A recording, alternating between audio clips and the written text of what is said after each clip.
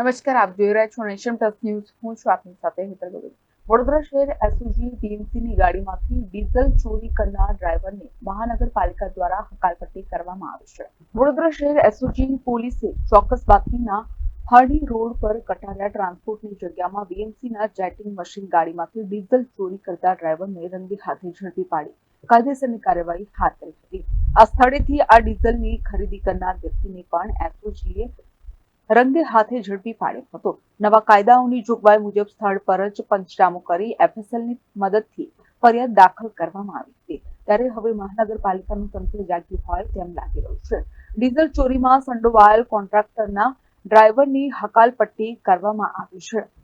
અન્ય કોઈ કર્મચારી સંડોવાયેલા છે કે કેમ તે અંગે પોલીસ રિપોર્ટ બાદ બહાર આવશે. તેમજ આ મામલાને ધ્યાને રાખીને બાલાજી સિક્યુરિટી પ્રાઇવેટ લિમિટેડને 2 લાખનો દંડ ફટકાર્યો છે.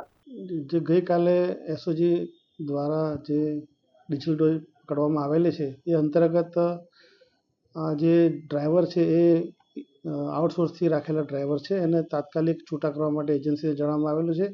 એજન્સી દ્વારા એમને છૂટા કરવામાં આવેલા છે અને આવી ઘટના બીજી વાર ના બને તે માટે ઇજાદારને નોટિસ આપી છે અને ઇજાદારને આ બાબતે એની સામે જે ટેન્ડરની જોગવાઈઓ છે પ્રમાણે દંડની કાર્યવાહી પણ કરવામાં આવનાર છે. સર, આ કેટલા ટાઈમથી ચાલતું હતું કૌભાંડ? એવું કંઈ જાણકારી મળી કોઈ તપાસની અંદર?